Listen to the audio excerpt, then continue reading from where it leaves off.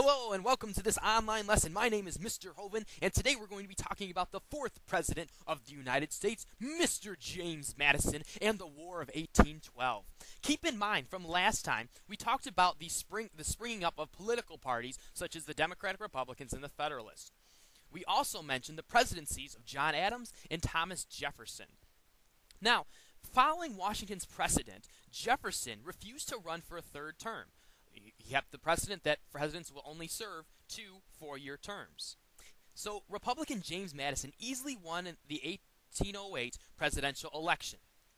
At this time, there were still tensions between the Americans, France, and Britain, and Americans wanting to stay neutral, stay out of foreign affairs. And he hoped that France and Britain would soon agree to respect this American neutrality. So this neutrality was continually challenged, especially by the British in their interactions with their Native American allies on the frontier. So between 1790 and 1810, 900,000 white settlers were moving west, and they began pushing onto Native American territory. And fighting would often break out between the settlers and the natives, because the natives resented these newcomers. And the isolated acts of violence between these two groups led to larger acts of revenge, so getting back at each other. Two individual natives who in particular resented the white individuals coming and settling on their land in the Indiana Territory were Tecumseh and his brother, also who was known as the Prophet. Now, these individuals, these two leaders, worked together to organize all of these Native American nations into a confederation or league, and he called for a unity against these white settlers. His quote was, "The whites have driven us from the great salt water, forced us over the mountains. The only way to check and stop this evil is for all red men to unite in claiming a common, equal right in the land." And now Tecumseh impressed white leaders, especially Governor William Henry Harrison, who was the governor of the Indiana Territory at that time. Harrison admitted that Tecumseh was one of those uncommon geniuses which spring up occasionally to produce revolutions.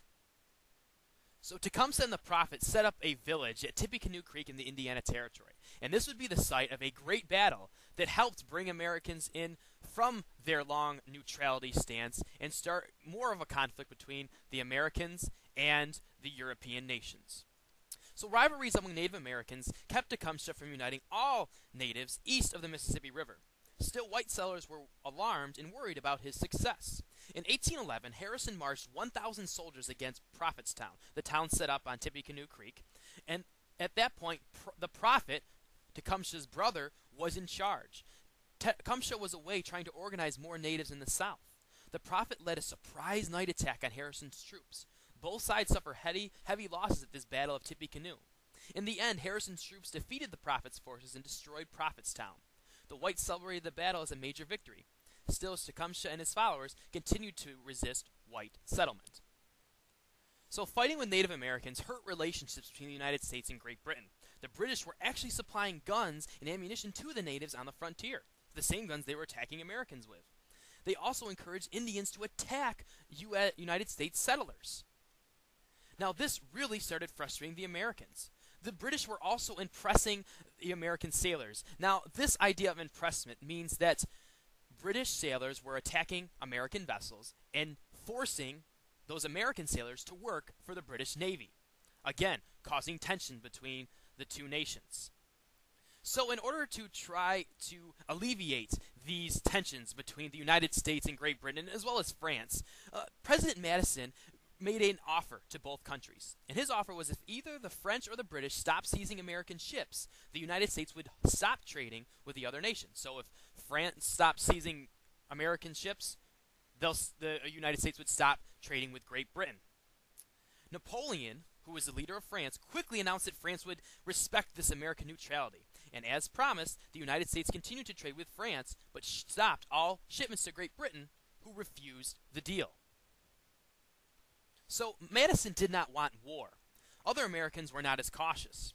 They were upset with Great Britain taking over American ships and impressing their sailors, and they were mad that the ammunition and the guns that the natives were using was being supplied by Great Britain. These members of Congress, who were mostly from the South and the West, were known as the War Hawks, and these were people such as Henry Clay and John C. Calhoun. They wanted war with Great Britain. So These warhawks were stirred by a strong sense of nationalism or devotion to their country. Warhawks felt that Britain was treating the United States if it was still a British colony, and they were willing to fight a war to defend American rights. Warhawks said the United States would benefit from going to war. They could seize Florida from Great Britain's ally Spain. They also pointed out that Britain was arming the Native Americans again to Madison and the rest of Congress. And they felt winning a war against Great Britain would bring lasting safety to the settlers on the frontier. So Madison knew he had to at least put it to a vote. And on July 17th, 1812, Congress declared war on Great Britain, thus beginning the War of 1812. So at the beginning of the War of 1812, the United States just wasn't ready. Jefferson had reduced the spending on the defense that was part of his governmental policy, and the Navy only had 16 ships to meet against the huge British fleet. Their army was also very small and ill-equipped, and many of these officers knew little about warfare. Keep in mind, the army was also shrunk under the presidency of Jefferson. So, initially, the British blockaded American ports. Nothing went in, nothing went out. And this helped Americans kind of change some of their industry into making guns and ammunition that they needed. Americans also, they initially tried to invade Canada 3 times. They never succeeded, and that was the British part of Canada. And on August 23rd, 1814, Britain invaded Washington, D.C. and burned the White House and the Capitol. Many, many important documents may have been lost. However, Dolly Madison, the wife of President Madison, gathered up important presidential papers and a portrait of George Washington before the White House was set on fire. She was able to escape with those.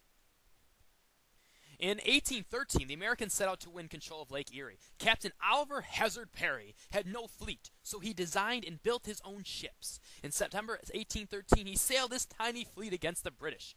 During the Battle of Lake Erie, the British battered Perry's own ship and left it helpless. He had to row to another American ship and continue to fight. But finally, the Americans won the battle, and Captain Perry wrote this message of victory on the back of an envelope. "We have met the enemy, and they are ours."